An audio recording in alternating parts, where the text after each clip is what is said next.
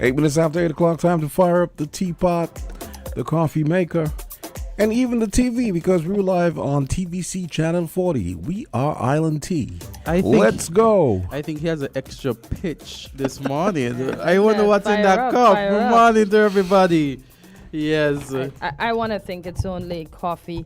Good morning, Azard. Good morning, Jamsa. Good morning to the diaspora. Good morning to the Federation of St. Kitts Nevis, and wherever you're listening to us in the region and in the world.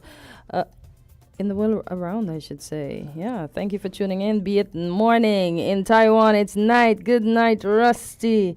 Yeah, thanks for tuning in. Yes, a pleasant morning to everybody. We trust that you are having a wonderful Wednesday so far. You know, Wednesday, this is like what, midweek? Hump day. Oh, that day. You cross over to get to Thursday, Friday, Saturday. Well, to Friday for most folks, because the week is done. They get the 2 days off, and then it's back to work on Monday. Yes. You guys know in Europe that some countries have 4-day work weeks? There's some countries with 4 days, yeah. Yeah, I've heard of that. 4-day Some work even have weeks. 2. 3 days to live. You know, live as in 3 days of stress. As in no, 3 meaning 3 days to relax, like a 3-day weekend. Yeah. Oh, so their weekend begins from Thursday. Nice. Yeah. So what do you prefer, Jamster? What do I prefer? Yeah. What would you prefer? I think Friday's good. So from Friday. Every now and then, obviously, you know, we have holidays, so you know, Friday's good. I don't think people should have to work 6 days a week. So we have Belgium. Belgium became the first country in Europe to legislate for a 4-day week. In February 2022, they're saying that Belgian employees won the right to perform a full work week in 4 days instead of the usual 5 without loss of salary.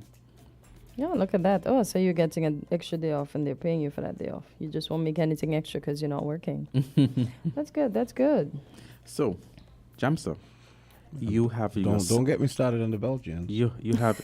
I thought he was going to say, okay, then I've love it seen for the the West. example. No, I was gonna say I was gonna say yeah, they could do that because their king Leopold killed a whole bunch of Congolese back in the. No, but it's true. No. I didn't say anything. I'm just killed, like, what? He killed more people than Hitler. Oh, wow. So Hitler did. I thought you were going to say, you know, So he's going down I guess by they're government so rich. headquarters. They're so rich because of that. They can afford to do that. You know. Okay. I thought you were going to say you're going to go up in the headquarters with your sign and advocate for that 4-day week and say legislate. Nah, Only Jamster. It needs more than Jamster to go down there. Because they're not going to study one man. exactly. It's been proven one man with a sign don't make any impact. Productivity over isn't exactly our thing around here. So So let us work the 5. yes, Oh, let's work wow. the 5 days a week. Oh boy, people's work hard so it can be shown so we can get 4. So folks, today is International Day of UN Peacekeepers, and this year's theme is Fit for the Future, Building Together, and it encapsulates the spirit of progress and collective action towards creating a world that is more equitable, just, and sustainable for all. Apparently, it's in its 76th year. And the United Nations peacekeepers have worked to save and change the lives of the world's most fragile political and security situation since 1948. More than 2 million uniformed and civilian personnel have helped countries to transition from war to peace. Today, 70,000 peacekeepers serve in 11 missions deployed in hotspots around the world. So it says, under the theme, as I mentioned before, Fit for the Future, Building Better Together. This year's International Day looks at the invaluable contributions military, police, and civilian peacekeepers have made over the last 7 decades. It encapsulates the spirit of progress and collective action towards creating a more equal, just, and equitable world. There's also a Peace Begins With Me campaign. The events they will have tomorrow, they will have the UN Secretary General will lay a wreath at the Peacekeepers Memorial in honor of fallen peacekeepers. Then they will have a in-person ceremony at which the Dag Hammarskjöld Medal will be awarded posthumously to fallen peacekeepers, and he will also present the UN Military Gender Advocate of the Year award. And then it will be followed by the ceremony on UN Web TV. So under the Secretary General for Peace Operations, Jean-Pierre Lacroix, Jean-Pierre Lacroix will be the guest at the noon briefing on May 30th. And it says, did you know, for 76 years, the UN peacekeepers have helped change and save the lives of millions of people in some of the world's most fragile political and security contexts. Then it says UN peacekeepers work to promote long-term stability. Peacekeepers facilitate local political solutions, help advance security sector reform, and rebuild confidence between communities and their police, justice, and security sectors. And UN peacekeepers are on the front line of climate-related crises. So they say climate change has a devastating impact on communities, from drought and floods to increased competition and conflict over water and other natural resources. And we see that. That's why we say not a blade of grass. Hey, but you know, as we look at that, Kortensia, I'm here looking at an article, and it's from Look News, and it's talking about Grenada, right? And it's saying that Grenada sees high number of illegal weapons so far this year. And while I look at that headline, my mind comes back to the number of illegal firearms that seem to be prevalent in our region. Yep. And it seems as though, I know we have had illegal guns, you understand? We've had those that things that illegal guns, possession of that all the time. But the feeling though is that for some reason, you know, I feel like for this time it seems to be so prevalent, you know, like even than before. Or is it that, you know, governments are making sure that they put measures in place to retrieve them? Is it that the governments are so forceful across the region to put in measures at this time? Because here it says the Grenada police revealed on Tuesday that they have confiscated more than 25 illegal firearms during the first 5 months of the year. And so the superintendent in charge of Crimes and Operations disclosed the information during a news conference, saying, to date we have more than 5 million EC dollars worth of drug seizures, greater interdiction and seizures of firearms, and the total this year thus far is over 25. It says here that PA did not give a comparable figure for the guns seized last year, but last year the police seized 30 guns in total. So we are in what? We're going into June. We just ended May. Okay, so they have already seized up to 83.333% of the guns that they would have seized last year in less than half a year. If we were to do the 25 over 30. All these things making it into these islands that are supposed to have secure ports and borders. And then that's the thing. We have to all of our islands. We have to look at immigration. We have to look at, customs. We have to look at our borders, because we don't manufacture guns here. Nope. And so they have to come in somehow. They have to come to And so thorough investigation has to be done to find out what is the source of entry or entries, or the sources of entry. Oh boy. I am also, remember we were just talking about the 4-day work week. So there's an article here that was just sent to me, and hold on, I'm trying to. Oh, this is the most recent. It's from the Guardian.co.tt, and this was written on Sunday, May 19th, and it has the 5-day work week, but the puzzle is turning into a 4. And it says 4-day work week drives productivity. So from Architect Limited, Form Architects, so FORM Architects Limited, is one of TNT's first companies to successfully implement a 4-day work week, and its management is now encouraging other local companies to follow their innovative path. The debate on the 4-day work week is currently at an all-time high. Just last month, U.S. Senator and former presidential candidate Bernie Sanders announced his intention to bring a bill to legislate a 32-hour work week that would not decrease salaries in the U.S. If successful, that legislation can have global implications following the growing trend globally. In February, Germany, Europe's largest economy, started a trial where employees from select companies work for 4 days with the same salary. In February, Sunday Business published an article in which Employers Consultative Association, that's ECA, TNT's largest employer umbrella organization, said in a statement that it is not sure that the domestic economy is ready for a 4-day work week. Oh boy.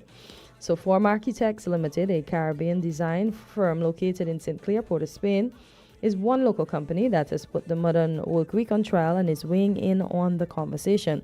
The construction industry rigid Monday to Friday schedule did not deter Form, but inspired a clever workaround. While it was initially a pre-pandemic experiment, Form has just completed a 5-year trial of a shorter work week. Wow. And it believes that every local company should consider the same. At the heart of this transformation journey is Form's director and principal architect, Jason Scarlett, who envisioned this model as a perfect match for Form's sustainable ethos in 2019. In an interview with the Business Guardian, Scarlett shared his vision. We were inspired by a company doing the same in one of the Nordic countries, and we weighed the pros and cons and understood that it would align with our overall ethos of sustainability. From the position of lifestyle sustainability, it offered a better work-life balance with potential positives in mental health. So we need a 4-day work week. Even looking at it, I feel, because I often say, for me at least, I feel like Friday is one of the busiest days for me in terms of getting work done, because what I don't catch in the week, I try to make sure that I catch on Friday, because then afterwards you have the weekend. You see, you normally hear me say on Friday my energy is low, right? Mm-hmm. I swear I'm fighting against that, because every Friday, like, my body thinks shut down, relax, just shut down, don't go anymore. I find when you go to, in town, I mean, it's Fridays, everybody's welcome in the weekend. Yeah, it seems like it's live and lively on Fridays. It seemed like, I feel like productivity maybe in some areas are lower or lowest on Friday. But this also says that the productivity increase. No, I'm not talking about with the 4 days. Mm-hmm. I'm talking about I'm talking about now. Mm-hmm. And I find like maybe Fridays, everybody just, most people, not everyone, most persons already clocked out on. Well, we must have touched a nerve, because phones are going. They're going. We welcome the callers. Callers, call in. Let's hear your view. Morning. Good morning. Good morning, Mr. McMahon. It's about time that happened. Ooh. We've seen productivity increase over the years, and this has not been passed on in any meaningful way to workers, right? And so maybe a 4-day working week would be a good start to doing that. The thing is, because of technology, we can have metrics and monitor the actual productivity of a lot of workers down to their keystrokes, especially in the technology industry, down to their keystrokes, what sites they go on, those kinds of things. Okay, so it's very easy, I think, to tell, to measure productivity once you have those kinds of metrics. Okay? Mr. McMahon, so, yeah. I got a question. You've been working for some time before you retired. Do you find over the years that productivity seems lowest on a Friday? Oh yeah. Yeah. Without question, and it covers a range of professions and workplaces as well. Mm-hmm. Okay, you can't even say it's the construction industry where everything shuts down at midday and everybody go to the bank kind of thing. That used to happen. Mm-hmm. And so the danger is, of course, if you go to a 4-day work week, the fourth day becomes a replica of Friday, right? Which would, of course, defeat the whole purpose. Yes, it would. It would defeat the whole purpose. But it's worth trying. You said the article say it was in an architectural forum that it started? Yes, in Trinidad. And the team is, Mr. McMahon, is at least 20% more productive since the implementation. Well, they could say that in a smart way too, eh? Because it could also mean, especially in architecture, which again is now technology-based, they could be working from home. They can be working at home after hours. Because, that's something you have to monitor as well, right? The actual time they say at the office is not, it's almost like everybody becomes teachers. You don't stop being a teacher at the end of the school time. Day. Yep. You have preparation. You have homework to be thinking of ways to reach you, right? Those kinds of things, and that can defeat the whole purpose. Yeah. Right. Yes. And so, yes, it's a good trial. There's nothing wrong with having a trial, but let's make sure we get it right, because there's no point just moving the stress from the workplace to home, right? That's the whole point. But I like the idea, actually, of a 4-day work week. It would be nice if there's an interim or a transition arrangement whereby they... Hello? Hi. Oh, wait, sorry, go ahead. I was trying to bring in another call. Yeah. The fifth day becomes something not work-related, but still something that you have to go through. Like, for instance, I remember a company that I worked with that would have outreach, some community service, those kinds of things periodically, okay, that the workers would engage in. That kind of structured thing for the fifth day, not directly related to your work, but still involves some kind of mandatory service, so to speak. Okay. And that I think would be a good transition. Okay. Okay. All right. All right. Thank you, Mr. McMahon. It's a pity. I was trying to take the other call, but yeah. Okay, caller, you can call back. Somebody say Friday come, everybody lazy. I don't really see the reason why people slack off on Friday, because it's another work day. I mean, it's another work day, but you're tired from all the other days of the week. You hear me say my energy is the lowest on Friday. Yeah. So I'm not giving anybody people, I am not giving you the authority to slack off on Fridays. Do your work, because you see, although my energy is low, I'm out here, I'm producing, and I'm doing my work to the best of my ability. So you can do the same too. But it's just to show that you do this thing for. Okay, caller, go ahead. You're live on Island T. Hello, good morning. Good Hi, morning. good morning. I've called you for a long time. Yes. How are you doing? Yeah. You all don't only the lady talk up enough that I could hear. Can you hear me, Emil? Volume up. I don't know what's wrong with you all. But when Can you hear me? the program is finished, you hear the high volume. I got to run turn down the radio. They're playing music. Oh. But anyway. Can you hear us now? Can you hear us now? But let me say this. Before the work week isn't anything really new, to me. Because since back in the 70s, I know the French in doing that. And the French Confederation of Trade Unions in clamoring for it to be throughout France. But I've not been following, so I don't know how it has been. But I know for sure in the United States, there are a number of companies who run a 4-day work week, but the hours are not 7 to 4, 8 to 4, especially some of these construction areas.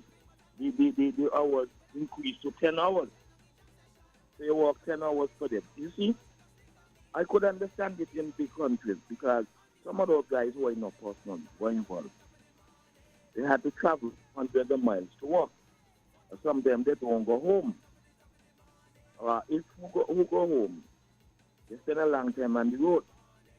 So the companies, they decided to give them a longer working day and a shorter working week so that they could get time to spend with the family, like to go shopping and all of that. Mm-hmm. I know that for sure. It's a good thing, but I personally believe, I don't believe it should be in these small places. Everywhere in St. Kitts is new.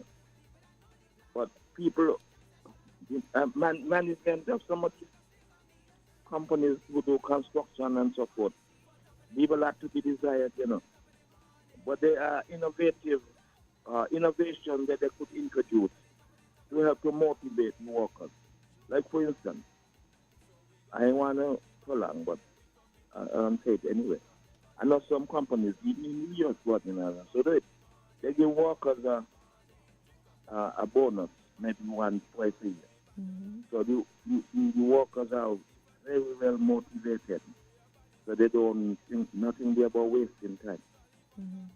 So it's a number thing, but I don't believe small islands should deal with that. Yeah. Oh. So Trinidad is an island, but It's Trinidad big. you got to travel sometimes, far, Okay. depending on where you're going. Because So Trinidad and the small island. Well, you're assuming that's it. Like St. Kitts and Nevis. We shouldn't go down the road. I'm not supporting it. Okay, it says here at the end of this article, Mr. Emil, that this approach enhances employee satisfaction and productivity and sets an influential example for companies across the Caribbean and beyond. And it says, in embracing this innovative model, form demonstrates how business can thrive by prioritizing their people's and planet well-being. So it's workable. In a sense, Emil is assuming that the only issue affecting this is people having a long commute, and that wouldn't be the only issue. No, because sometimes you have so much to do, and for those people that have the 2-day off, it's like. You have another caller? Yeah, caller, go ahead. You're live. No? Okay, it sounded that way. But I should feel it like matter? we're gonna take a quick break now. But one of the things I feel like that needs to happen, it's kind of another approach to productivity is.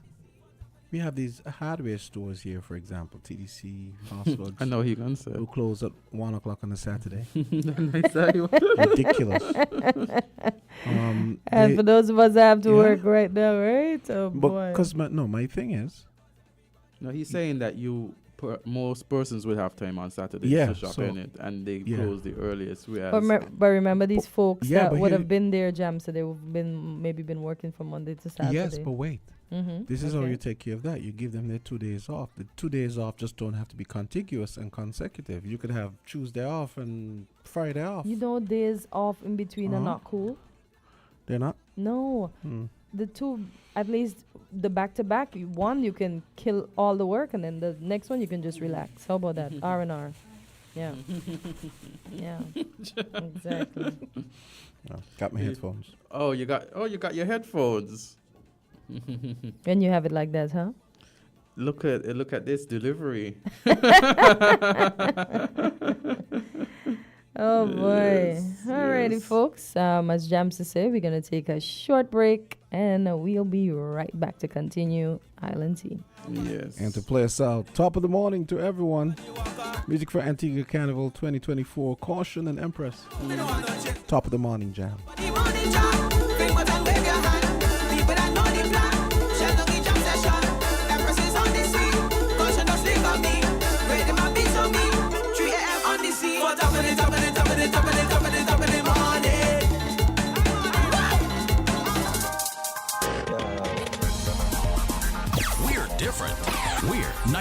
98.9 Win FM.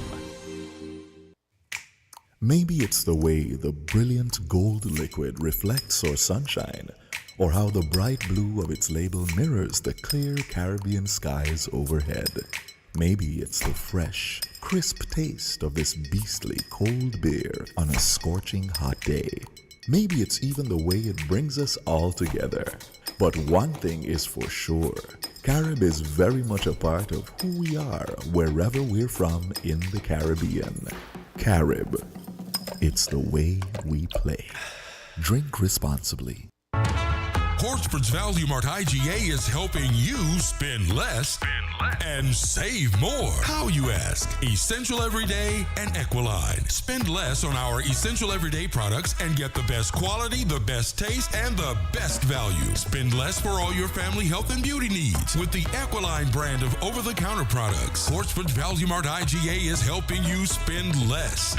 With our essential everyday products and Equiline over-the-counter health and beauty care products. Shop smart and spend less at Value Mart, where price matters most.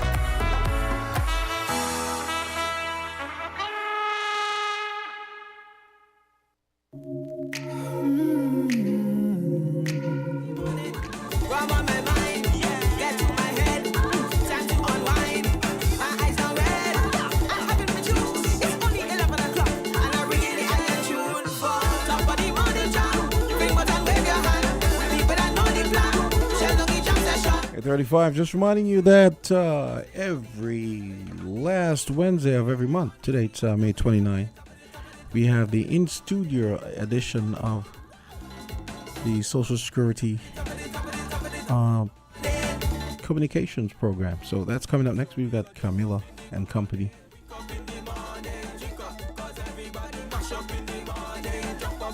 Top of the morning to you.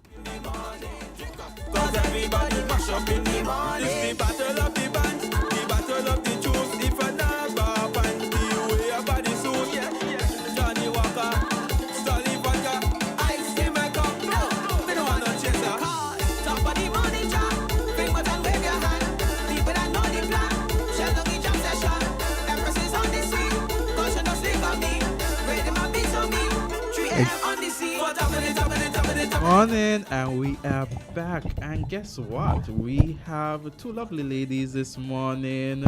They are from Social Security, and they are going to tell us a lot. You know, this is the Social Security corner, because you know that every last Wednesday in the month we have our guests from Social Security, and they're beautifully adorned in their blue. They came together as a crew. Okay, Azard looking to create a slang. I was just telling him about the slogan winner, and there he goes creating his own slang. You go, Azard. Good morning, ladies. How are you guys doing? Good morning. Yes. Anything less would be uncivilized other than fabulous, and that is what we are this morning. Wonderful. And Azad, let me correct you. Socially ain't got no corner. All over? All the space. We take all this space. We take all. Yes. So welcome to Because You Deserve a Future, our live month-end discussion. Yes. On everything related to Social Security.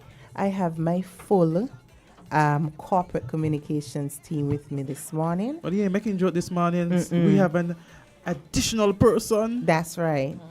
So in studio with me is my new marketing officer as well as my media relations officer.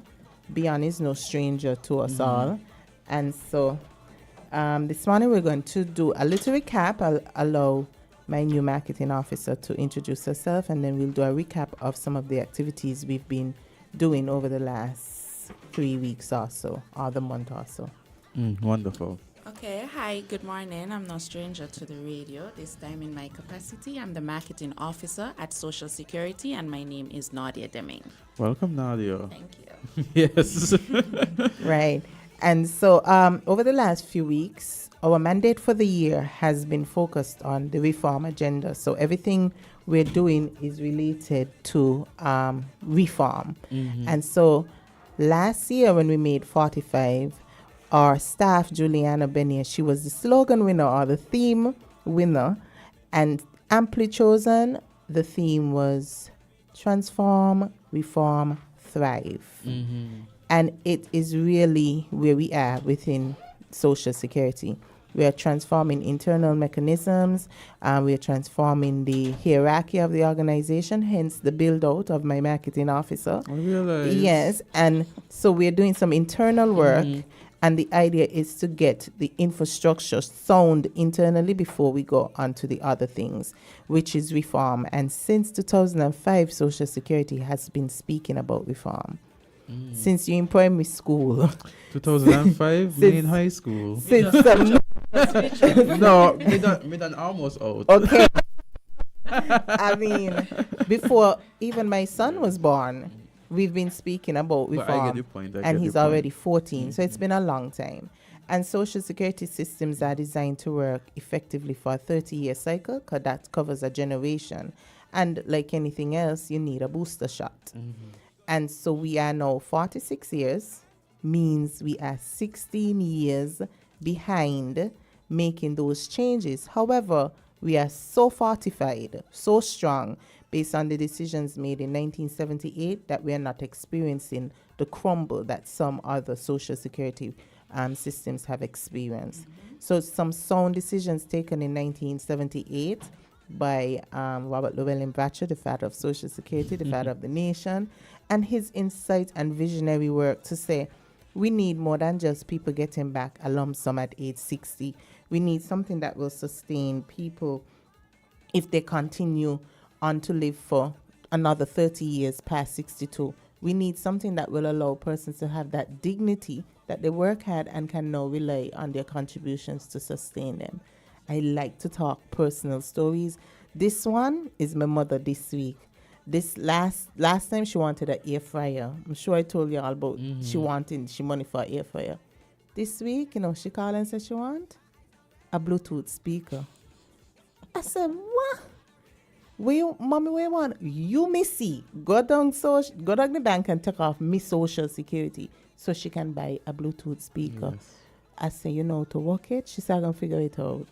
So she done have she speaker. When I went by her Sunday, she playing she speaker. So what you doing? She said she listening her audiobooks through her speaker. Okay. You understand? But she don't have a plan for it. Good. So she has that dignity. Otherwise, she'd have had to rely on me, the missy, to think about giving her the money for the speaker. Yes. She don't have to do that. Yeah. She worked, she contributed, and she has the right to enjoy the work. What did I say? The seeds of your labor, Yeah. right? And so as we think about the fruits of your labor, and as we think about just that, that's enough to want people wanting that dignity at the end of their work life.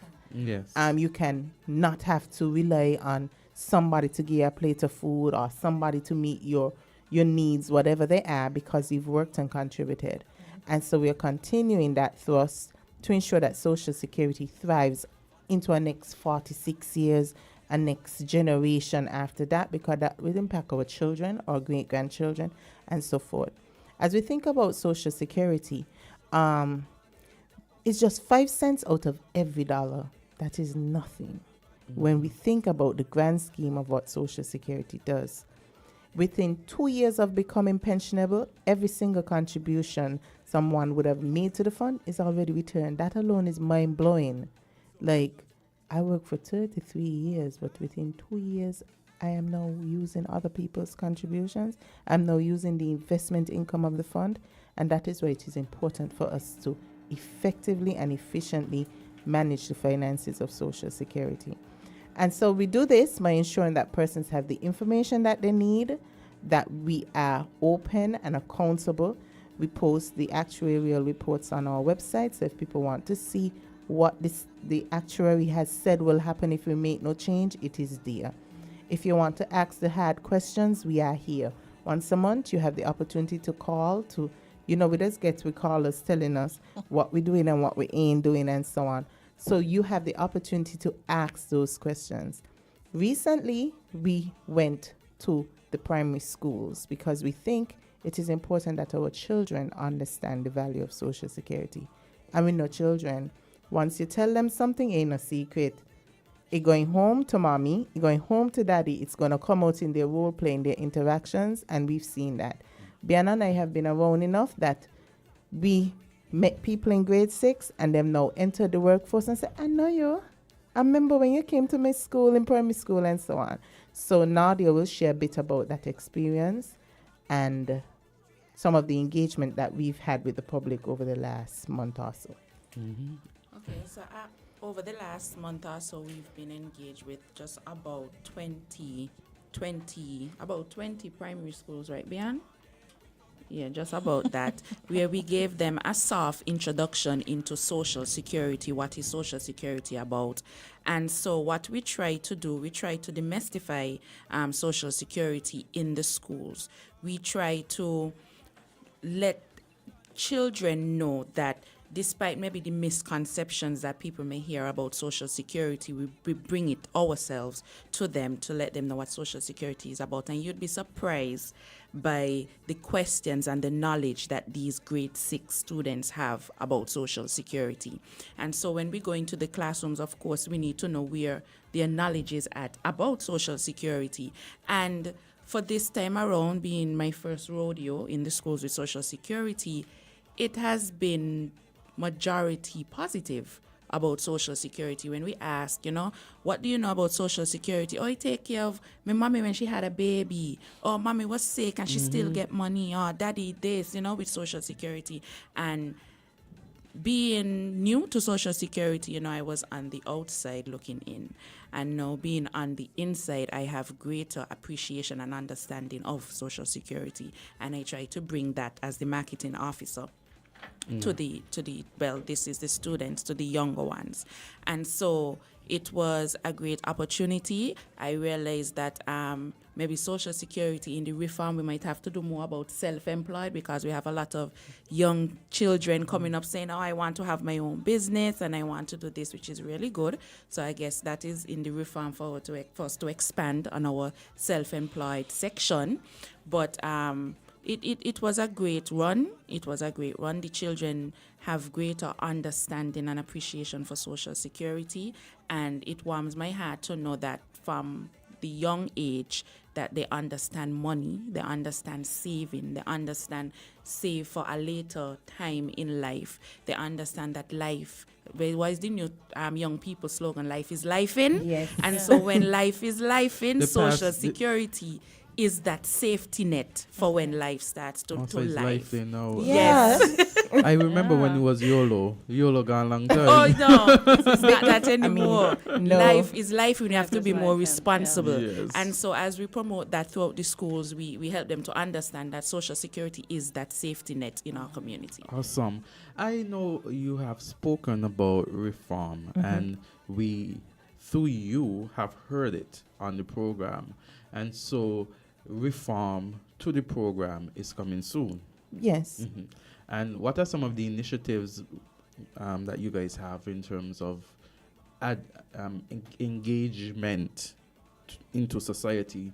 Okay. Yes. No, before any decisions are taken, we have to consult the public. We have to make sure that people understand what is.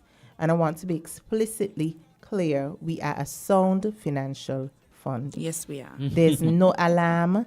There's no need to say, me, I'm Social Security running out of money. Or, sometimes we have the experience where you make your claim and you ain't get within the 10 days, ain't because we're running out of money. There are other things that can affect you receiving your claim on time, right? So, firstly, there's no alarm. We're not going to be depleted in a year or 2 or 5. However, we have to make a change. If you were supposed to take a shot, well, I'm a new plant mom. So, yeah, I'm in my soft girl era.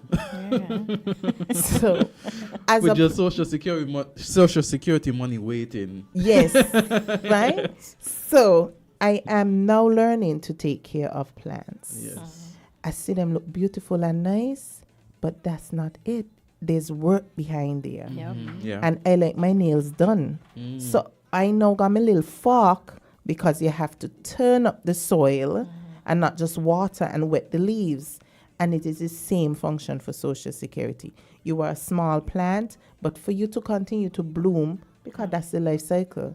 Even in our own bodies, we are experiencing it. Right? I used to bounce and bubble every weekend. Now, if you tell me we're going out on Sunday, I gotta be thinking about it. I wonder if I really want to go. I'm tired Monday and into Tuesday. You got to sit down and keep out of trouble. No more bounce and bubble. No. Right? I'm struggling with that part. But it is the same effect. Yeah. If you want something to grow, you have to Yes. maintain it in Yeah. your relationships, Yeah. in your mind. Yeah. If you want to Yes. continue to grow, you have to maintain and put That's in true. the work. Yep. And that's where we are. So before we make any announcements of what the change will look like, we have to ensure that our citizenry, that our stakeholders understand what is at stake, that they understand the basics of social security. So Yes. what will happen is that we will be around. We're always around, but we will be more around. So you might just see us at the ferry terminal, you might see us in the supermarket, you might see us in the fets, realistically, because we have to go where the people are. You'll see us in the church, you'll see us where you don't expect to see us, because we have to reach the people where they are and bring the information in a way that it's relatable. So even in the fact you're going to educate somebody on Social Security or ask them how they feel the scheme's working for them? Well, a number of things can be done. We want to provide people with information. So if you're at work and you can't get to come to find out what's going on with your boss man, we're there. So you Okay. just take a 5 minutes from the FET and go over by them and see what's going on. Right? We're going to be around. Okay, that's So good. we have the marketing officer and we have you, the PRO. Could you just give us some understanding as to how that department now has changed in terms of marketing and public relations? Okay, good. Now, we are corporate communications. So we're more than just relaying information to the public. We're developing a communication strategy, a marketing plan.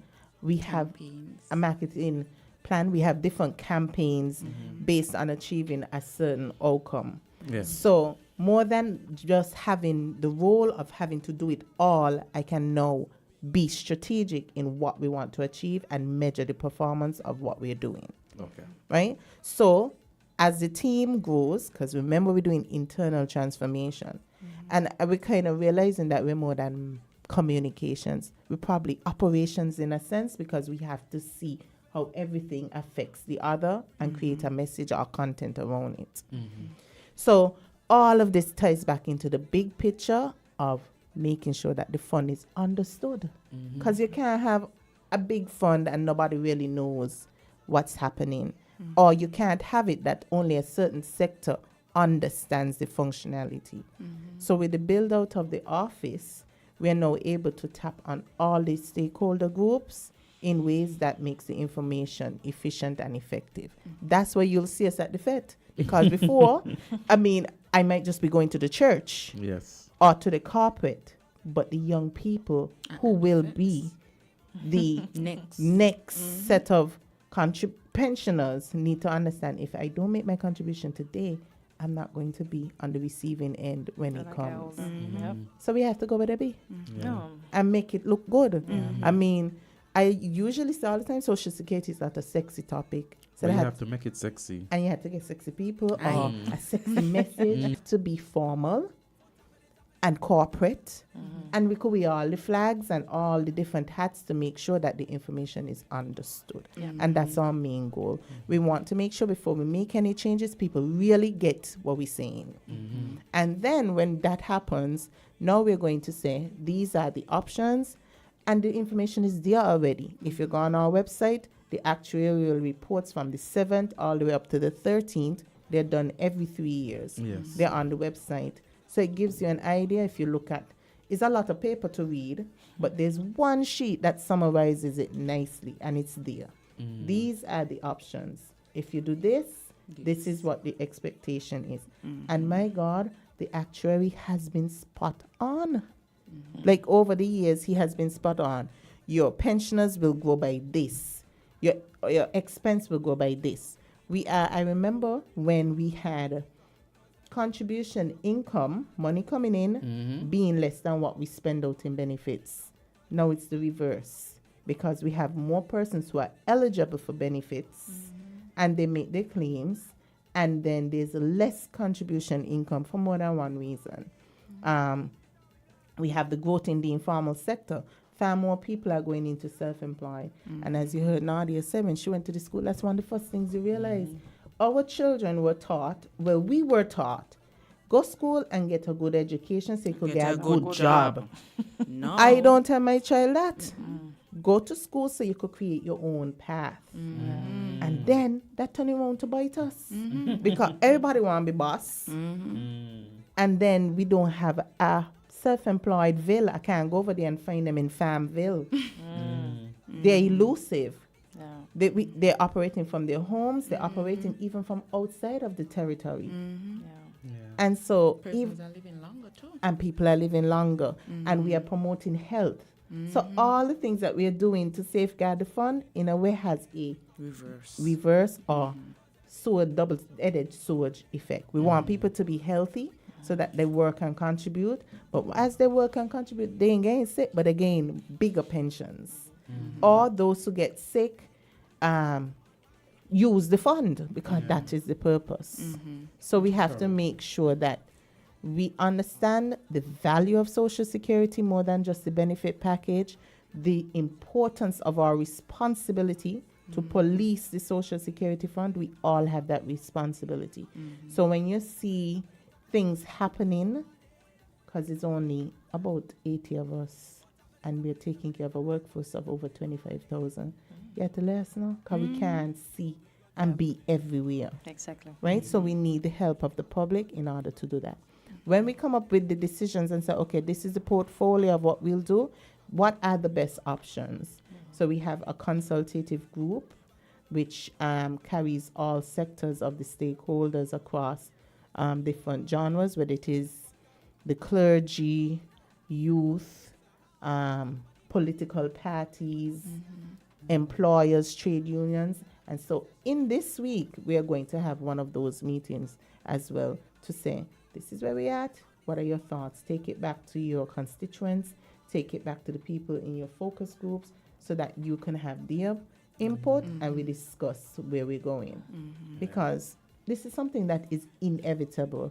And what makes it good is that from the onset, the Prime Minister, who is the Minister of Social Security, Honorable Dr. Terence Drew, he said, you know, the can has been kicked along the road long enough. It's in front of me. I have to pick it up. And I think with him saying that, he has grown 10 feet taller because he recognizes the importance of safeguarding our Social Security Fund. And if we think back to where we were in 1978, people were met with machete and all kind of things when they started coming around talking about Social Security. The inspectors would tell us that they were ran off of people's job sites and said, don't take on them there, don't give them their money, it's a scheme. And so long time we used to say Social Security scheme. Ain't a scheme, it's a fund and it works. There's a testament of it working. We've seen it and we say from the cradle to the grave, and it's true. Ain't it, church? Amen. All right. Wonderful. And so we have the time is 8:57.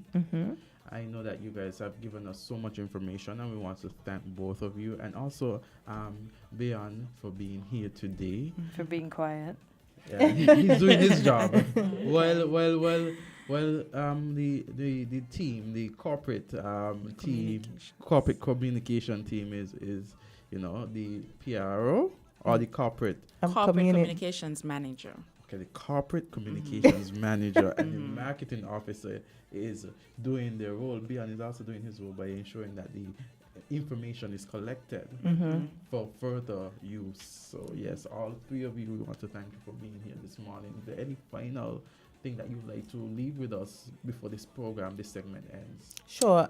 Nadia, you want to say something? Yes, I just want to encourage the public. We have this, well, it's not much of a new campaign, but we are encouraging the public to come on down and get your contribution statements. As Camila mentioned earlier, that we take care of you from the cradle to the grave. And to ensure that, you have to make sure that your contributions are being made. And I know sometimes there's a bit of a scare.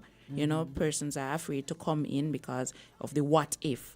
But we are here to assure you that what we do at Social Security, there is a process. And so there's no need to be scared. When you come down, you check for your contributions, make sure your contributions are being made. If not, there is a process in ensuring that they will be made. So there's no scare. We are open 5 days a week, 8:15 to 4:30, and we're encouraging you to come on down and check for your contribution statements. And we get comfortable. I walk in and you see a slip and you say Social Security, and you feel, okay, it's being coming out, so it's being contributed. I don't have to worry. But sometimes we have to take up the onus on ourselves to ensure that contributions are being made. So come on down and get your contribution statements. Awesome. And these exercises happen on our sister island as well. So on Nevis, they're in the process of doing their primary school circuit. We just completed ours. And they're also out there doing public engagements as well. So they were at the Agri Fair on Nevis. They had some sessions with the new government recruits. So just as we're busy, they're also out there doing their bit as well. And I want to take this time, as always, to encourage employers to pay your contributions in full and on time. If you're having a challenge, we're not scary. Come in and say, are you? I got in a hard time. Help me. So that your staff who give of their service to you can be covered. And so do that. The self-employed, you're responsible for yourself. I have seen many employers who are also self-employed pay for their staff but not for themselves. And that comes back to haunt them. Imagine you've built houses, big contractor, you pay for your staff, they no gain pension, but you on assistance pension. The irony. So don't do yourself a disservice. Come in and take care of yourself. But if that was noticed that they're just paying for their employees and not themselves, shouldn't somebody have brought that to their attention? Of course. And so we do. And of course, there's this also the law that says you comply or you be denied. So the law explicitly states if we come to you, ask you to register, ask you to pay, and you fail to do so, when you come about, Lord, we say, just like how Jesus Christ said, move away from me, you workers of iniquity, I do not know you. Why? That's what that sounds a little rough, but you have to do what you're supposed to do, yeah. Correct. Yeah. That's right. Wow. Do unto others as you want them to do unto you. Okay. I think we said a lot today. No problem. You certainly Yes, did. we do hope that you have a wonderful Wednesday. Thank you. Thank you. And thank you we for wish you coming the to best, yes. educate us and those that are listening on what is necessary to ensure that as we live longer, we have something in the kitty, as we would say. Collect, yeah. Correct. Yes. Yes. Thank you. Have a good day, everyone. Yes, we're going to take a short break and we then will come back with our FAM report.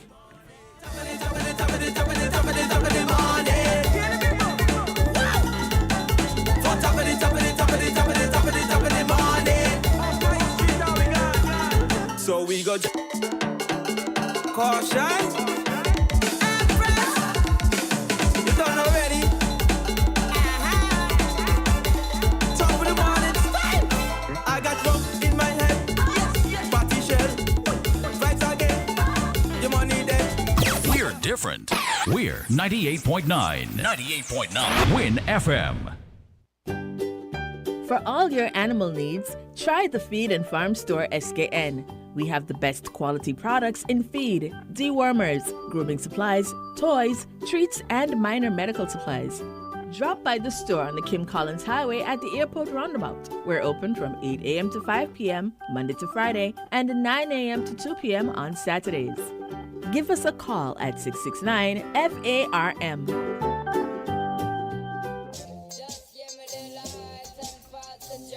3 minutes after 9 o'clock, and Feed and Farm us our sponsors for Farm Report. That's coming up right quick.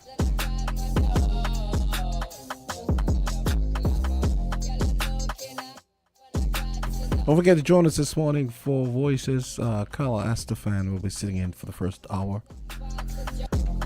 So join us at 11 o'clock for Voices. Socrates won't be in today, but Carla Astafan will be sitting in as guest host for the first hour of Voices. So that happens at 11 o'clock. We got Farm Report coming up next.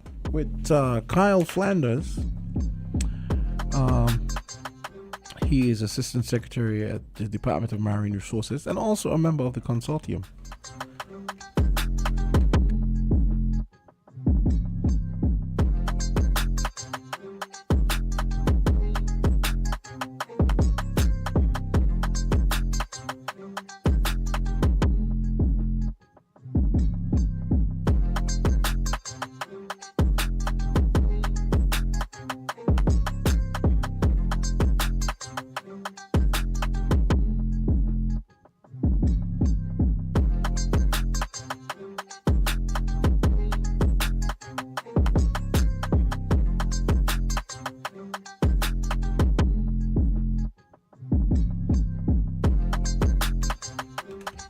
Well, it's time for Farm Report. Yes, it is. As we said, I have Kyle Flanders. He is Assistant Secretary, Department of Marine Resources, and also a member of the consortium. Yes. Morning, Kyle. Hi, good morning. Good morning, everyone. Morning. Yes. Okay, just let me know when. Yes. So, Kyle, I want to say welcome. It's Farm Report. It's been a while since you have been here. I think I remember you come in once before, right? Yeah, almost a year and change now. Yeah, so I guess it's a rotation. What would you say? One more year around the sun, and you're here. Yes. So tell us, Kyle, what is on the mind of the members of the consortium? All right, let's say good morning again, everyone. Okay, so today we are going to discuss the importance of our group like the consortium. And then if we get time, we'll discuss some projects that we're engaging in from the government side of things that a group like the consortium can be a major asset to. But before we get started, I'd just like to introduce myself again. My name is Kyle Flanders. And my background is, well, a mixed bag. I did an undergrad in economics. And then I did a postgrad in agricultural entrepreneurship, agribusiness. So that's where my expertise lie. Agriculture is a passion for me, so is economics. I normally view things through an economics lens. That's what part of my job entailed at the ministry. Something that would run afoul with some people because, some economists tend to be a little more pragmatic, a little more straightforward, just, to the point about certain things, as opposed to be more utilitarian in certain events. But nonetheless, that's my background. And so today, I'll just tell you how I joined the consortium. So I think I've been a member for about 2 years now. I went to a meeting with the consortium leadership, and they asked me to present certain information because while I was working at the ministry, I was spearheading the earlier part of the 25 by 25 agenda. Right? I went and I got data and stuff like that, put it together so we can analyze the data properly, so we can make decisions based on sound data. But let's just for clarity for the listeners. Kyle was at Ministry of Agriculture proper. Now he's at the Department of Department of Marine Resources. Yeah, I'm right now. Just so that the reason I'm here is I'm not on vacation. I'm in transition. Right, I was transferred from the ministry to the Department of Marine Resources.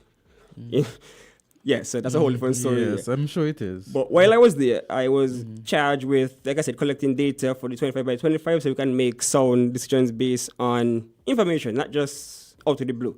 And so that was way back in October 2022. Yes. Right? I was removed from that project, so that's another story. So I was asked to present at the consortium so that we can get the buy-in from them for the 25 by 25. So give them data so they know, okay, imports are this. We would like for production to reach a certain level. All right, so I just come from school and everything. I feel I know all this thing, the bookish stuff. This is right, and so this is your transition into the ministry. Which you mean now? No. When you say you came from school. Okay, yeah, I taught for about 15 years. I taught agriculture science for about 15 years yes. at the high school level, and so I asked for a transfer to agriculture, and so I came in. What year did you go to agriculture? So we could have a little... Oh, okay. In 2021. 2021. Okay. That's when I started working at agriculture. And so I had all these ideas that, I know more than the farmers and, I'm going to show them what is what and things like that. Gone into the meeting and you are met with reality. That what you think you know, what the book tells you, It's a whole different ball game on the ground.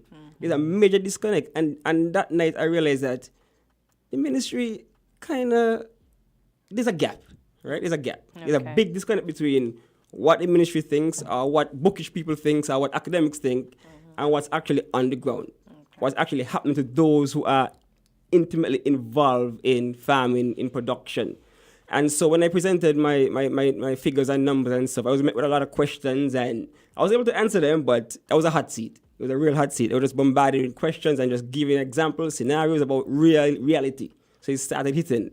And so I was like, okay, yeah, with my academic background, plus their on-the-ground practical knowledge, I can work with this group, right? I'm always a believer in organizations, in groups, in unions. I would consider myself a unionist. When I was teaching, I was a part of the teachers' union, part of the executive, and so you'd agitate for change. And so I believe in that. Solidarity, work together, I believe in that.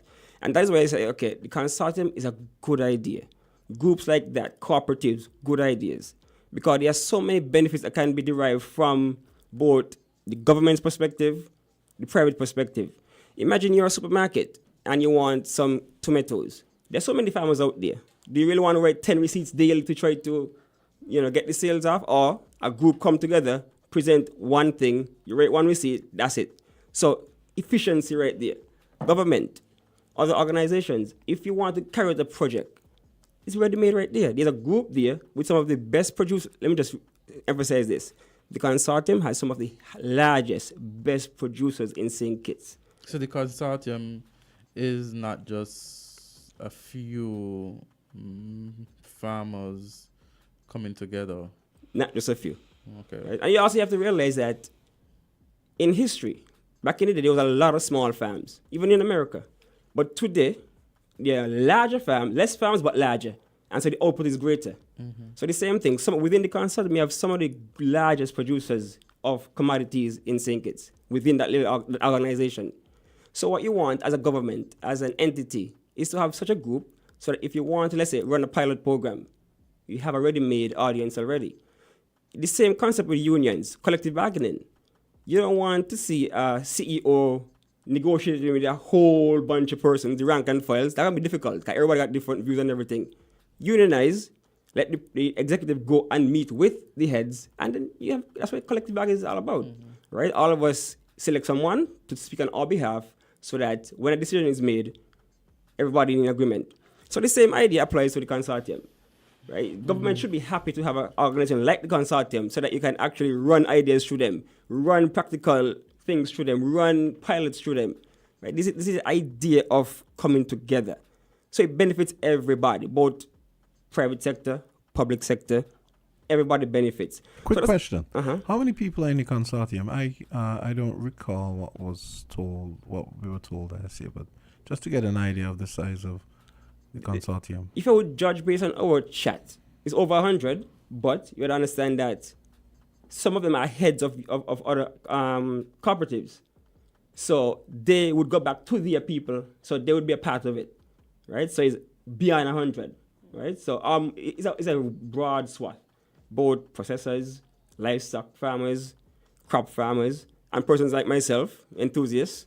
They have lawyers, everything like that. So it's not like it's a real entity. Do you have you have fishermen as part of the consortium? What's that? Fishermen. No, that's something we're working on. The fishermen, they tend to have their own thing, but we're working on getting them incorporated. It's all about food producing.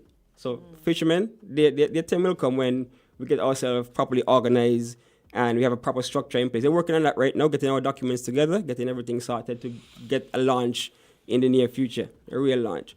So those are some benefits that anyone could derive from being a part of the consortium. And that's why I joined the consortium, right? So to continue, so like I said, you have the producers, you have the agro-processors, all of those. And coming together, you would see that in your literature, that most successful farming outfits is because you're working together. It's about cooperation, solidarity. Everybody putting things together, buying bulk so that it's cheaper. Cost of production goes down. So these are things that we should be encouraging. Right? We should be encouraging all these things. Like, for example, again, unions. In America, when you see corporations, they fight against the union. They fight because they don't want the unions to unionize, because you know what I mean. Yep. You can't just treat anybody just how you want. Governments, that's a different thing. They would encourage unionization, right? They would encourage it. You see, when election coming in America, you see when they get endorsed by certain unions, it's a big thing. When the firemen or the police or whatever, when they endorse a candidate, that's a big thing. In SIGs, we have to understand that. We have that kind of power also. Do not let the politics divide what we can do as a people together, right? Because we supposed to have such a say that when we endorse somebody, they're like, yeah, I want that. Like I was part of the teachers union, as I said, and that's one of the problems that weaken the union. Politics, right? Because some person can say, okay, me going too hard because that's my party. But it's your personal gain. It's for all of us. Yep. Personal above politics. That's why I would always say, put your personal, not politics above your own well-being, right? So unionization, cooperatives, all those entities, those are positives those are net positives for everybody. Unless you have some kind of ulterior motive, like those corporations have, it's about the bottom line for them. So they don't want to fighting for better wages, better treatment. They don't want that. So they try to fight against the unionization of the workers. But for those who are well-meaning, that's something that you need to push, something that you need to encourage, and not fight against it. It doesn't really work well that way. Right? So that's why I joined the consortium, because I believe in solidarity. I believe in working together. Right? So while I was at the ministry, there's a project in particular that we're working on. It's called the Value Chain Development Project. This is a FAO-led project. And the idea behind this project is to develop our markets so that we can have more efficiencies in our markets. You saw the fallout the other day for a lack of a market for certain produce. You see what happened, right? This project, it started about 2 years ago. That's one of the only things I was working on at the ministry about 2 years ago. So it's been slow going because some of the support isn't there fully from both ends. Farmers are a little weary of the department, the ministry. They tell you straight up, they ain't gonna release certain information because they might use it for themselves, or they're just tired and they just. So collecting data has been difficult. So you said use it for themselves. Well, some farmers would say that person would use, like, when you have intellectual property and you go and our business plan and you go and say, this is my business plan, and somebody say, no, that's rubbish, and then 2 months, 3 months, you see the idea out there. So they're thinking along the line, right? So they're a little hesitant about those things. But collecting data has been a little difficult. So I'm urging the farmers who are major producers of sweet pepper and lettuce in Nevis to help us.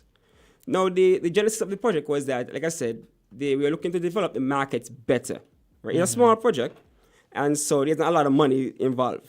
The team that we're working with, they have had success in Jamaica. They were able to develop a value chain for turmeric. They worked in, I think, St. Lucia, developing, I think, in Simos. So they have a good track record. So I'm confident that when all is said and done, they'll help us here. Now, in the earlier part, what we did was we looked at a number of products that we produce in St. Kitts, a number of crops that we farm. We had about 20, but we couldn't use 20 because it's a small project. So we had to narrow it down. So we decided to look at, let's see, crops that we are good at producing and high on imports. Right? So because you have to understand that in economics, you have this thing called your comparative advantage. Let's not kid ourselves. We're always going to have trade. International trade is a way of life. That's part of it. Because of whatever endowment a country might have, you might not have certain climate for certain things. Trade is always going to be there. But what do you trade? That's the question. What do you trade? You trade things that you have a comparative advantage in, things that you're good at producing, you're efficient at producing, better than other islands. And so we looked at that. And it came down to 3. It was carrots, tomatoes, and sweet peppers. And then we had a discussion among the leaders, and we said, okay, we're going with the sweet pepper. Right? Because we realized that imports are high. The ability to make money from that is also there. If you could just iron out some of the wrinkles in the marketing, then you'll be successful. Quick side question: why those? What is going on with our soil and so on that makes those 3 crops particularly great fecund here? Okay, you realize that our name is what? Lion Meager? right? So we have the fertile land for those. We have the environment. Because part of the assessment was looking at our environment and to see what best thrives in our environment. And the conclusion was that carrots, tomatoes, sweet peppers, they thrive well in our climate.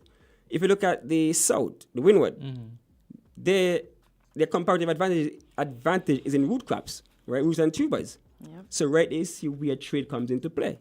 We produce a lot of the peppers and things that they have a hard time producing, and that's how trade comes into play. They have a hard time, I guess, compared to us. Really? Yeah. I'm surprised. Right, because one of our agronomists is from the windward, and she was like, down there, peppers and tomatoes and not that much. Wow. Right? So when the boat comes up with the roots and tubers, Yep. we send down those things. So you realize that we don't have to produce everything. Like we can't approach. Oh, so you're saying we actually export those things? No, I'm saying we can. Oh, we can. If we are okay. able to tap into our comparative advantage with these produce, we will be able to.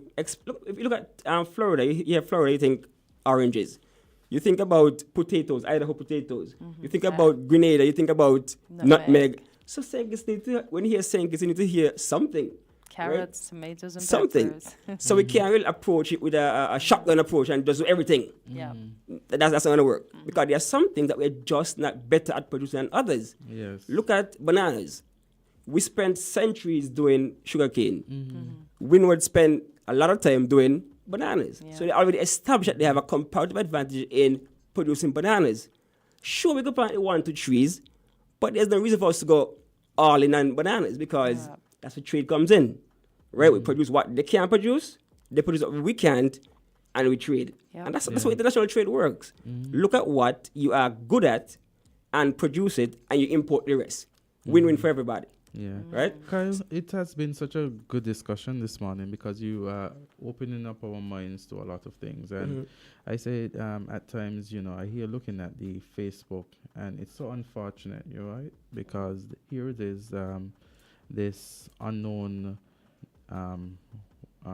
this Glenda Nisbet, I don't know, it's using a name that I don't know is associated to an actual individual saying that you are insult to the ministry, attacking the Prime Minister openly on Facebook, when none of that is even happening now.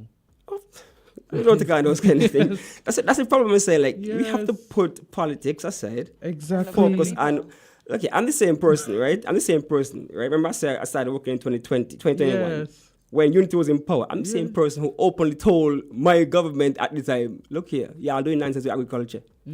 Sort it out. Yes. So it's not about politics. Exactly. It's about agriculture and advancing agriculture. So the project, when it comes to fruition, it would be very, very beneficial to the whole country because we're going to look at not just peppers, that's just a start. Yes. And we're going to use the same approach for other produce. The tomatoes, the carrots, everything. We're going to use the same approach. Right? So it's about developing what is the value chain? The value chain is all those interconnected steps to get something from conception to the final producer. The final consumer. So everything in between, the suppliers of inputs, the land preparation, everything, all of it is a part of the value chain. So we're looking for farmers to come on board and help us to get this thing done because we're saying that if this project comes off, if we're able to succeed with this project, it's going to benefit everybody that is a part of the food chain. We need even the private sector to come on board for projects. Actually, they did though, because last year we had a workshop just to discuss everything, and I don't know what his name, but one of the person from Rams was a presenter, and he presented what they are looking for in terms of produce, the size, the quality, everything. So the private sector is helping us in this endeavor, and so we need more of that. We don't need to shun private. We embrace them. But we also want them to embrace us too, right? Because if you look at places like Jamaica, where you have Grace, Kennedy, and those, they actually have contract farming, right? So they would actually buy land, farm the land, and hire persons to produce what they need. So you need a backward linkage, right? So we need the private sector to go beyond just buying. We need them to actually be a part of the production process. Right? Because you can actually be, even for fishing, you have some of them own boats, you hire persons. So it's about job creation in that sense. You realize jobs are being created in that way. If everybody come on board, not just in one level of production, but all primary, secondary, tertiary production. So the marketing, the services, the actual extracting, the actual production. So we need them to come on board for the whole thing, right? So back to this project. So the project, like I said, 2 years in running now, and we're at the stage where we're collecting data, and we need to get that data so that we can make informed decisions.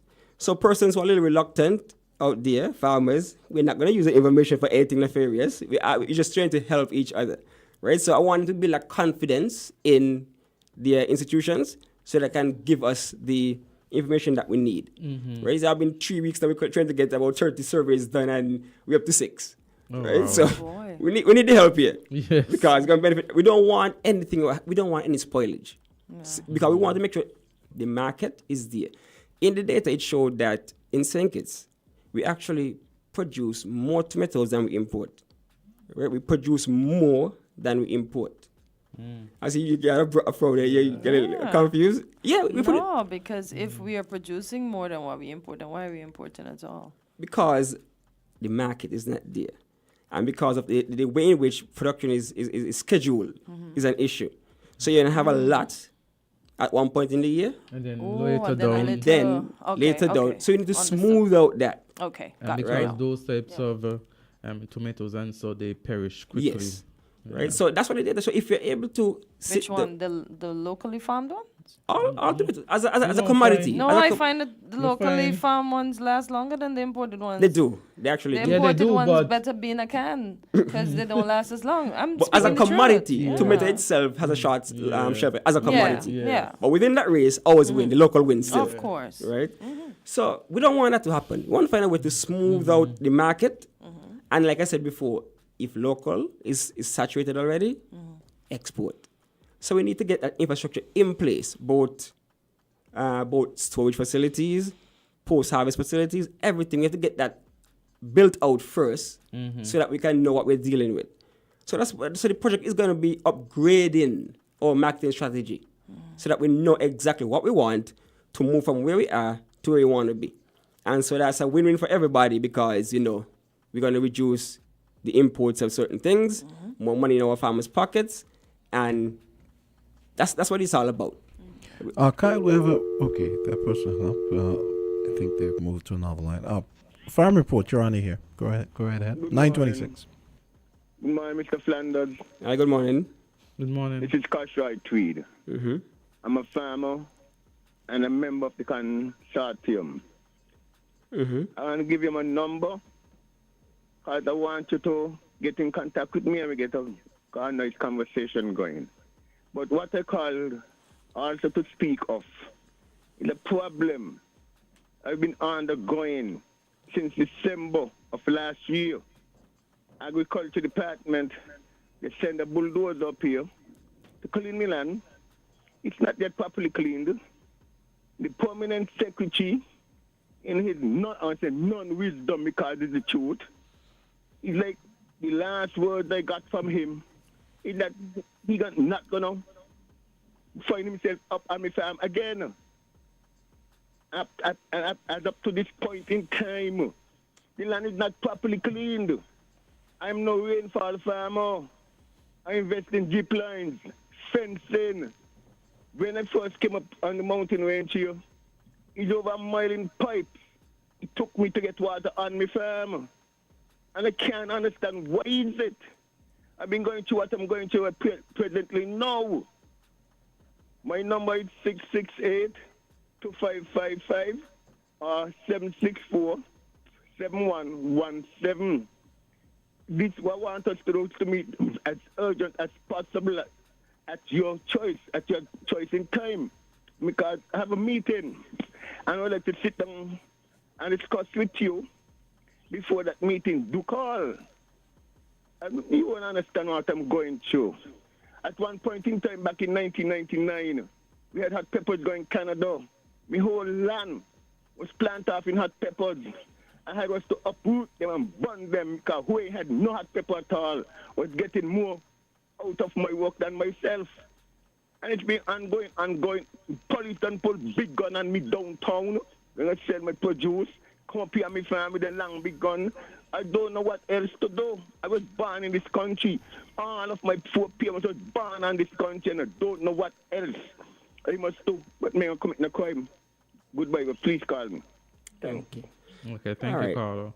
Yeah, my brother already have your number. The consortium has your number already, so we'll reach out and we'll discuss. All right, but please note that I don't really have any power in the ministry to affect certain things. Carlo, but the let me ask you. consortium as a group can affect change. Let me ask a question. I know you were doing this project at Blackreed. Is there gonna be any continuity? Which project is that? You had said you were collecting information and so on. So I was just wondering if there's gonna be any continuity now that you've been. I was the focal point on that project, but there's one other person at the ministry who was working closely with me. And so I'll continue to lend my support where I can. I believe in that project, right? I'm passionate about that project. Another question. I get the impression that, tell me if I'm wrong. When the farmers and the ministry are presented with empiricals as opposed to opinions, anecdotals and hunches, are they receptive?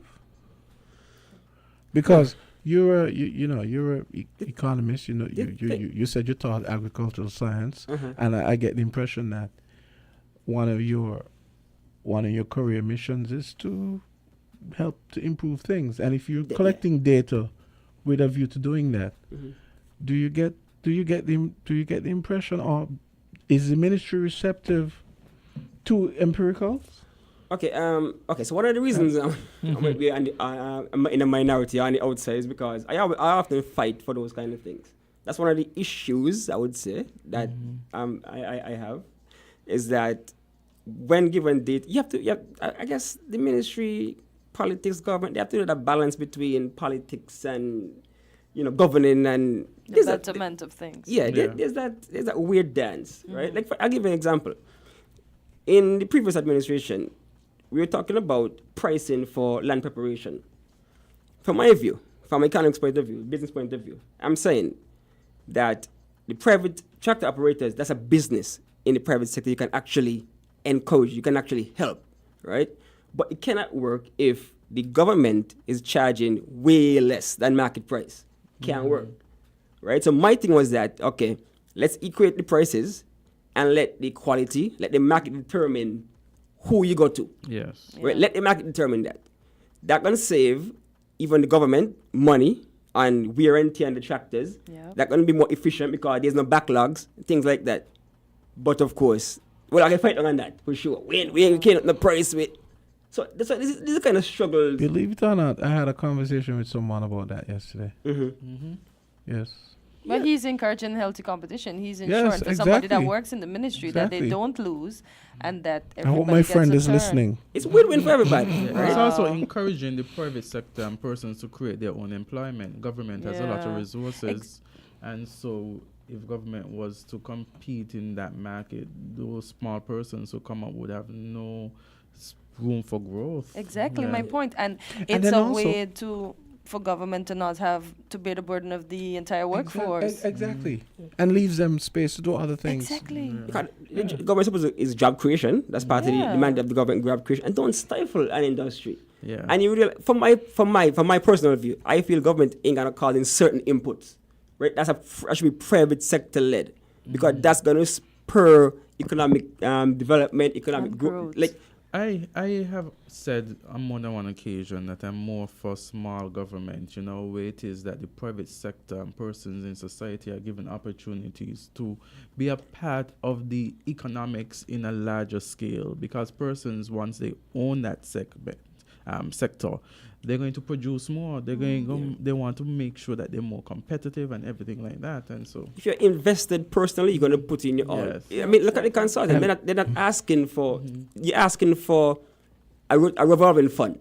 Imagine you have your own money. You go to the bank on your own account. You are going to take a loan for yourself. You're going to do your best to try to get that thing done. You don't have to run to the government and ask this and ask that, because it takes some of the burden off of the government. The government is to scaffold. You build a scaffold, and let us work within that. Yeah. You build a framework, let's work within the framework. That's the main thing. You build the framework, the laws, the rules, the regulations. Kyle, you have a call. 9:33, Farm Report. Go right ahead.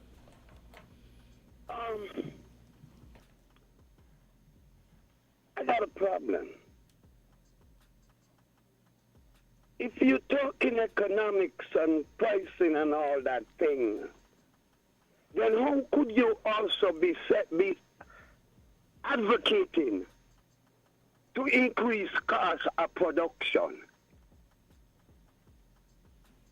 You can't be doing that. Like you say, in any business, you're going on your more favorable competitive end. What you were saying is that the government should increase the cost of land preparation so it goes up to balance with the private. You can't do that. Maybe the private man need to what you call it, fuel or certain other, what you call them kind of thing, subsidies. But you cannot advocate. You are saying you're simply on this matter. You are saying let us increase the cost of production. The problem with our food and marketing our food, agriculture produce, is the cost we produce at is too high. The cost of production is way too high. It is why we cannot be competitive in the outer market. Mm-hmm. We need to be finding, we're going all wrong. Y'all, be good. Okay, so here's a counter to that one now. Now that's where the consortium comes into it, because here what we were recommending, that's back then. What we're recommending now. Back then, the subsidies were not on the table for the what do you call it, diesel and those kind of things. That was not on the table. So it's one or the other way. It's either you make it competitive, or by bringing up your price to the private, or you help the private to become competitive by bringing down their price.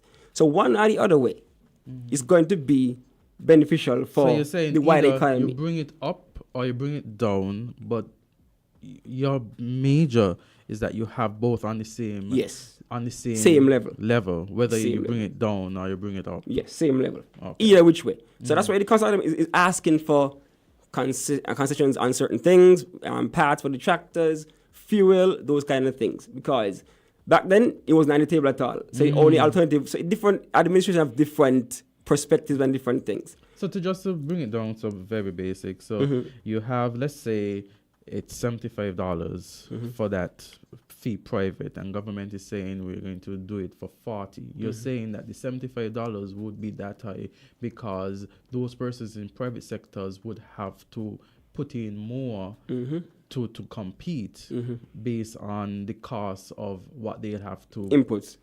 Yeah. So you're saying if they have certain subsidies in the private sector, then they could bring down the cost to the 40 and have that level playing field. Well, not the 40 exactly, because you would understand that the main aim of government should not be profit. Yes. Right? So whatever the margin is that the private is comfortable with, that's how we're looking at. Because you have to have that discussion. Yes. That's it. You have to have the discussion with groups to know which price is comfortable enough for that sector to strive, while everybody else. And the thing is, you can always have that option to go to the government if you want to, because like I said, let the market decide. Yeah. Quality, let it decide. So I get the impression you get pushback on that. Because I always say the same thing too. There's certain things, I mean, like this is something we discuss all the time. In economic systems, there's certain things that you expect the government to do, and it shouldn't be about profit per se, because the private sector, they're about profit, which is why you have these socialistic systems as part of government, schools, taking care of the roads, police officer, defense. Those public goods. Exactly.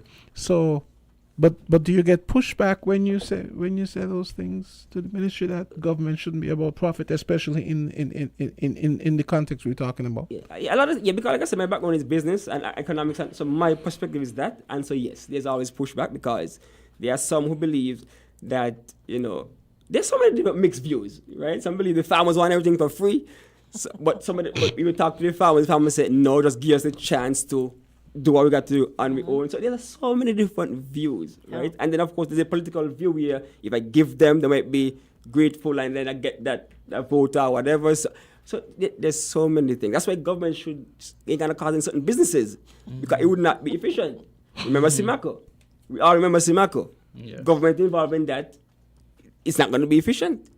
So that's why even in America they try to stay out of certain business because for some the efficiency is just not there because it is politically driven, and so you can't fire somebody who is not producing because you're going to lose votes. So there's so many things that you have to consider, but you have to know how to do that dance, balance that whole thing. And the other thing is, I'm assuming you're going to continue your push to try to get the farmers to see reason as well. Because take for example, you talked about the problem with tomatoes where you can't seem to be able to get the kind of even production across the year. Mm-hmm. So that's a fight that I imagine you're going to have to continue to try to get them to see reason to understand that.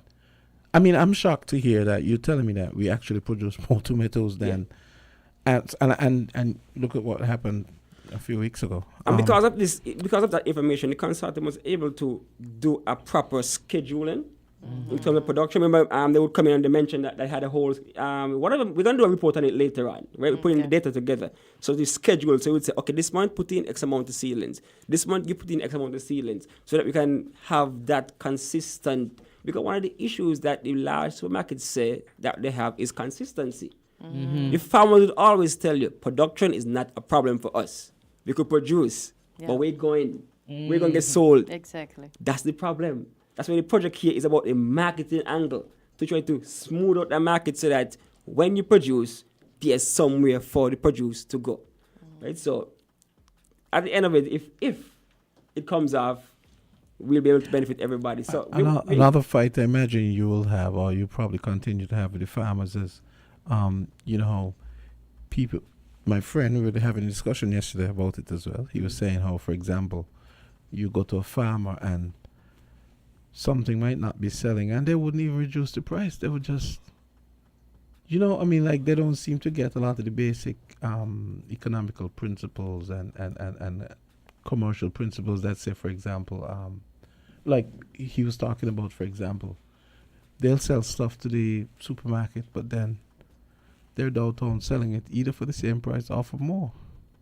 And they will refuse to reduce the price even when they see that there's maybe a glut or whatever. They refuse to reduce the price. How do you get through to them to understand how one thing, like I said, we have to create the market so that we don't have that glut, make it a little more streamlined, because you have to understand that for persons who are trying to make money, when the rain falls, you put out your buckets, right? You see that in other stores all the time. They would charge a large margin because they know this might be the only sale, and so let me grab how much I can at that point. Right? It's their personal economics for them.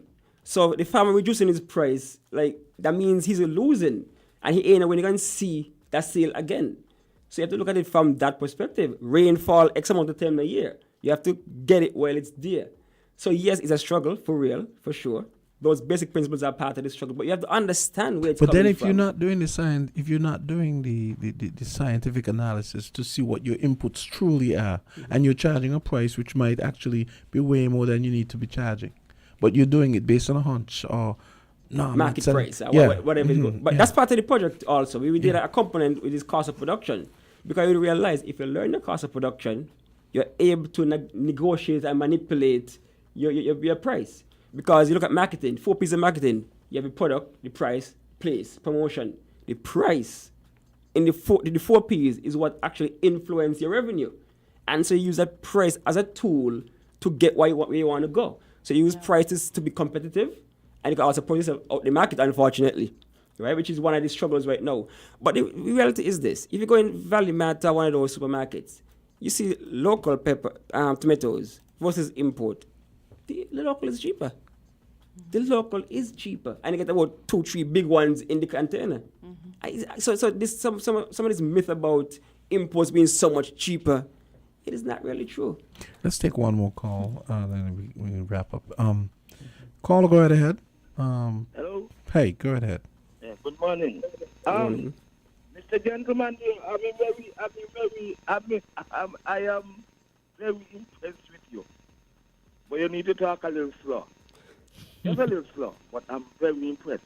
And you're running for time. I noticed, I ain't sure if I hear anything about the scale of production.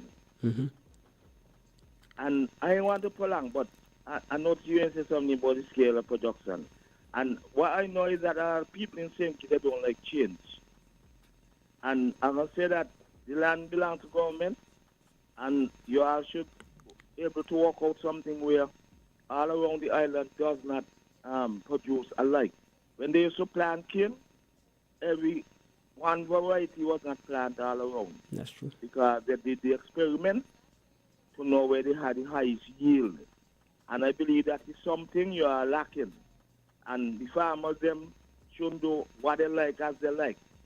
One farmer shouldn't be planting a lot of crops. You plant what is supposed to be on the food chain. And lastly, I believe the tomatoes them produced in St. Kitts, they're way too late to pick them. They all need a better place to pick, and you could have a longer time before they ripe, and that they could last longer, so you won't get so much spoilage. It's unfortunate that's the whole going on, but you sound like somebody who will get the matter solved. And I'm encouraging you to continue. Don't give up. I will go there. All right, you too. Thank you, caller. So there's the rub right there. Economies of scale, right? Economies of scale is an economic term where we talk about the more you increase your output, the cheaper it becomes to produce. Right? Because now you can buy in bulk, you can go to the bank, get a cheaper loan, etc., etc. But here's the rub though, because he's saying that we shouldn't plant the same thing all over. That's what scale is. Imagine all of us planting tomatoes, that's more economies of scale. But I understand what he's saying, because the glut occurs because everybody producing the same thing. So what is the middle ground? Again, it comes back down to the market. If there's a market for the produce, then producing at a certain scale should not be a problem.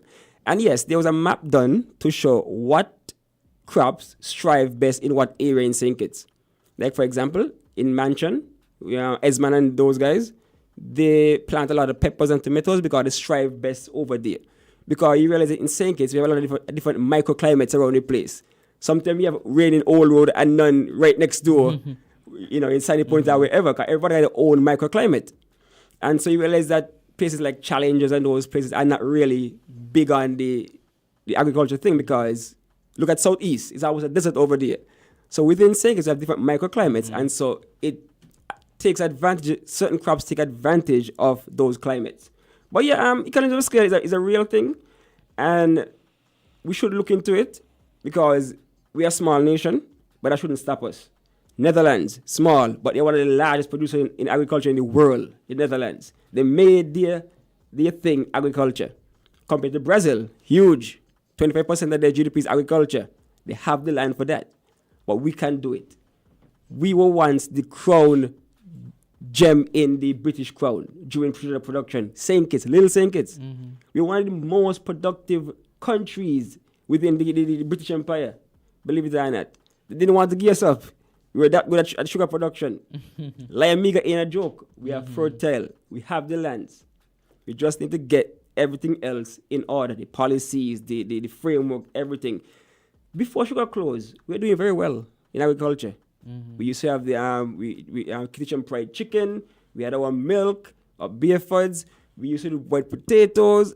We were producing. If we did not diversify into tourism so strongly, our agriculture product today would have been so much stronger. But the government up there chose to diversify. Get a bus, get a taxi, go into tourism. Had they just maintained the roads, the tracks, the water wells, if they just maintained those, could you imagine the productive capacity we would have had today. So you're saying we can't walk and chew gum? I can't alone.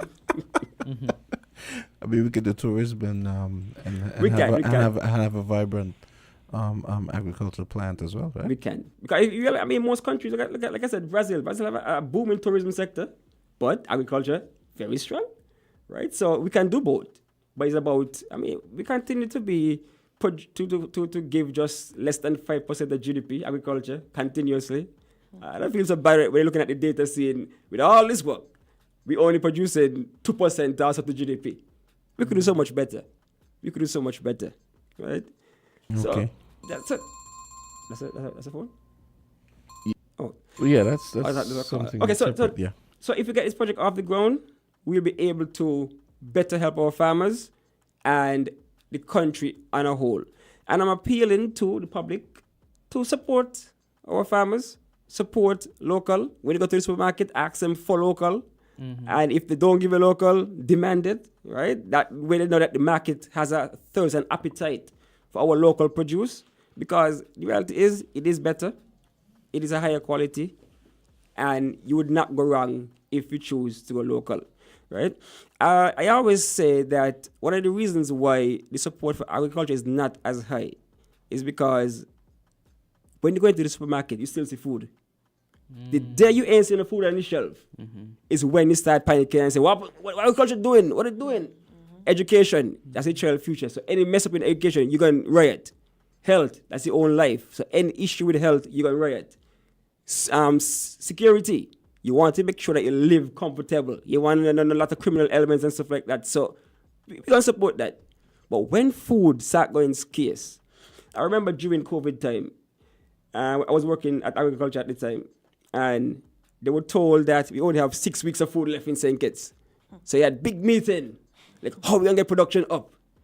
But then you hear the boat them start coming back, things open up, like, oh, well, forget that. You mean food coming, so whatever. Yeah. But had that continue, they would have put more emphasis on agriculture.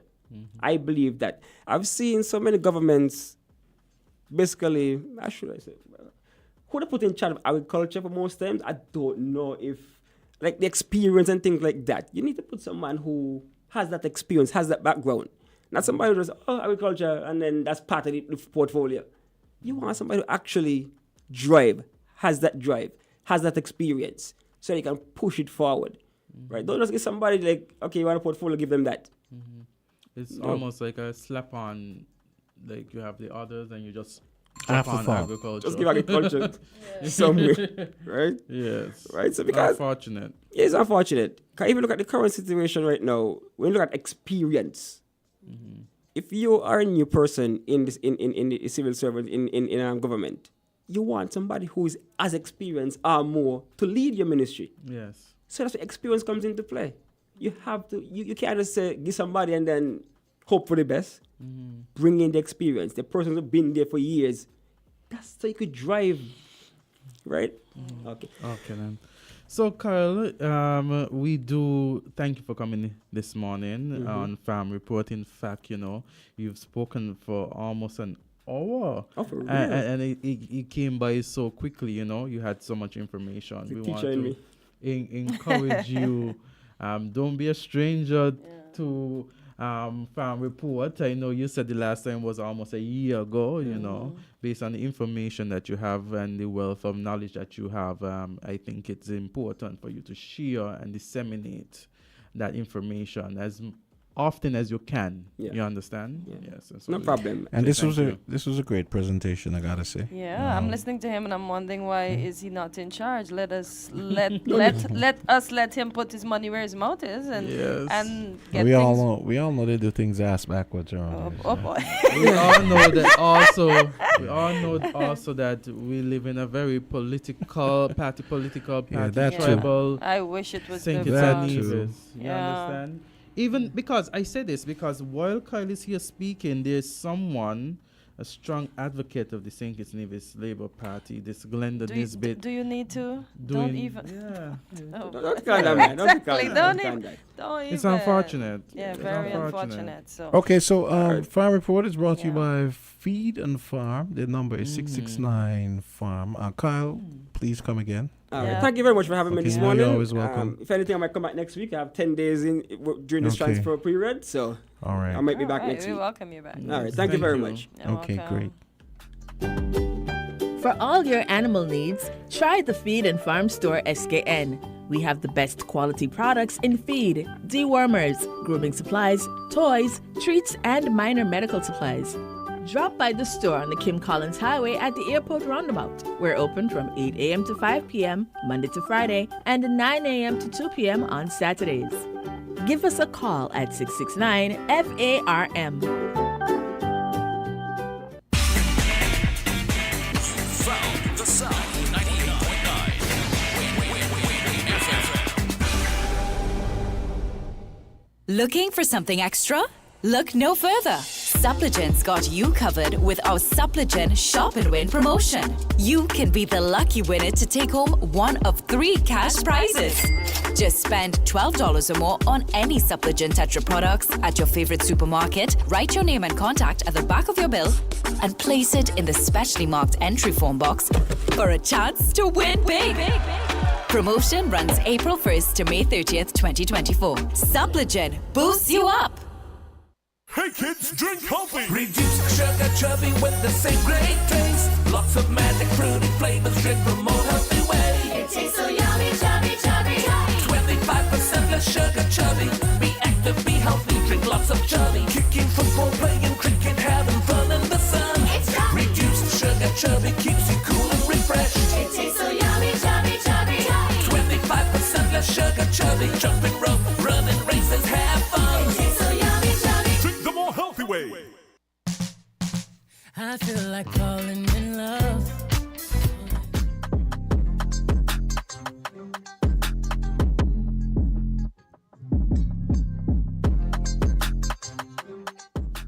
We're back on Island T. So there are 2 things that I want to mention before we continue. There is that's the St. Kitts Nevis National Reparations Committee present African Liberation Day lecture. The topic is emancipation, recolonization, and liberation, consolidating the repatriations movement. And the featured speaker is Dr. June Summer. She's the chairperson of the Permanent Forum for the People of African Descent. And one session will be held today. That's the 29th May 2024 at 7 p.m. at the Kuna Conference Room. That's in Fort Lands Bastille. And then the second session will be held tomorrow, the same time, but at the Jessup's Community Center. So both islands of the Federation gets their due. And there's also a book that's Local Voices, Global Debate, the Use of Archaeological Heritage in the Caribbean. And the late, I don't know her first name, but Miss Ofla Harty and Dr. Cameron Gill contributed to this book. And the Local Voices they basically uses the uses of archaeological heritage in the Caribbean. The book poses the question: what is the role of local Caribbean individuals and community in creating and perpetuating archaeological heritage? How has archaeological knowledge been integrated into education plans in different countries? This book aims to fill the gap in both archaeological scholarships and popular knowledge by providing a platform for local Caribbean voices to speak about archaeological heritage of their region. To achieve this, each chapter of the book focuses on identifying and developing strategies that academics, heritage practitioners, and non-scholars from the insular Caribbean can adopt to stimulate a necessary dialogue on how archaeological heritage is used and produced on various academic, political, and social levels.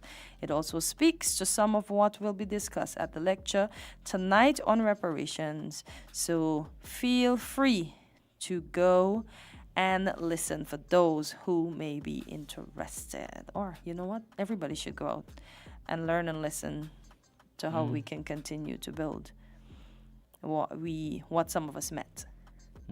Yeah. Yes. So, we've had such interesting topics this morning. We talk about social security. We've talked about agriculture, and as we conclude this morning's program, I want to say, everyone out there, I do hope that they continue to have a wonderful Wednesday, you know. And Kortensia, I guess same place, same time tomorrow. Yeah, on Terrific what? Terrific Thursday. Okay. Yeah.